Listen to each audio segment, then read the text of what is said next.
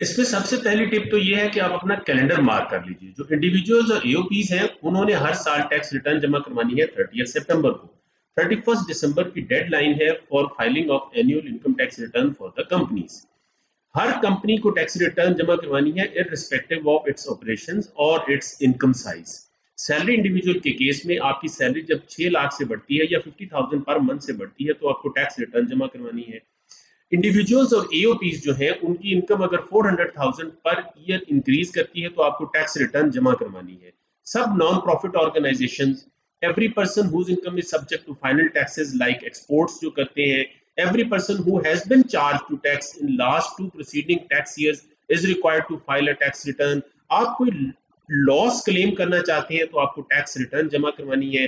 आप 1000 सीसी से ज्यादा कोई कार ओन करते हैं, एनटीएन है आपके पास, एक म्यूनिसिपल लिमिट्स के अंदर 500 स्क्वायर यार्ड से बड़ा प्लॉट है या कोई भी फ्लैट है, आपके पास रेटिंग एरिया के अंदर 500 स्क्वायर यार्ड की कोई इमूवेबल प्रॉपर्टी है या 2000 स्क्वायर यार्ड से बड़ा कोई फ्लैट है, आपका कोई इंडस्ट्रियल या कमर्शियल कनेक्शन है जिसका बिल 500,000 से ज्यादा है तो आपको टैक्स रिटर्न जमा करवानी है।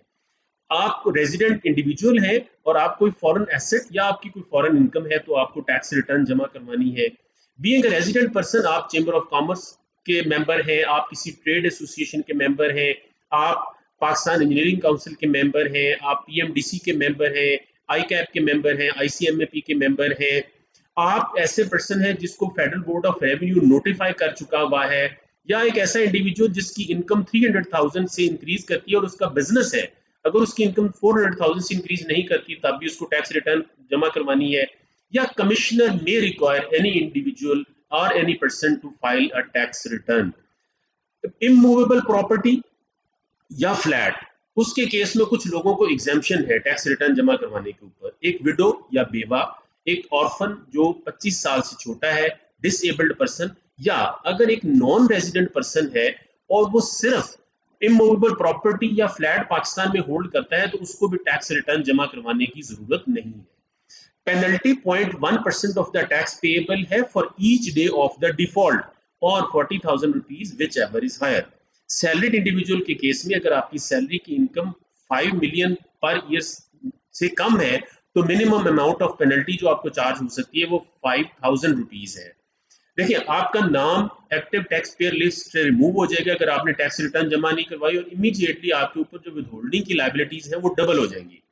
तो फिर आपको वापस टैक्स लिस्ट में आने के लिए एक तो टैक्स रिटर्न जमा करवानी पड़ेगी। कंपनी के केस में 20,000, एओपी के केस में 10,000 और इंडिविजुअल के केस में 1,000 रुपए की पेनल्टी है सिर्फ एक्टिव टैक्स पेयर लिस्ट में आने के लिए। देखिए, जो इस वक्त सबसे बड़ा इंपॉर्टेंट पार्ट है जो इसके ऊपर फेडरल बोर्ड ऑफ रेवेन्यू काम कर रहा है, वो 2 साल पहले बोर्ड ने एक चेंज की थी इनकम टैक्स ऑर्डिनेंस के अंदर। बोर्ड के पास अब ये एक पावर है कि वो एक income tax general order issue करे और जिन लोगों ने इनकम टैक्स रिटर्न जमा नहीं करवाई हुई और उनको टैक्स रिटर्न जमा करवानी प्रीवियसली डिस्कस्ड क्राइटेरिया के मुताबिक जरूरी थी, वो उनके मोबाइल फोन की सिम्स ऑफ कर सकता है, वो उनके इलेक्ट्रिसिटी के कनेक्शन डिसकंटिन्यू करवा सकता है और उनकी गैस के कनेक्शन डिसकंटिन्यू करवा सकता है। ये ग्रेव स्टेप्स हैं जो एफबीआर वेरी सून लेने जा रहा है। आप इससे रिलेटेड या टेक्नोलॉजी से रिलेटेड या टैक्स से रिलेटेड वीडियोस देखना चाहते हैं तो आप हमारा टैक्स और टेक्नोलॉजी का जो चैनल है उसको सब्सक्राइब कर सकते हैं। Thank you very much.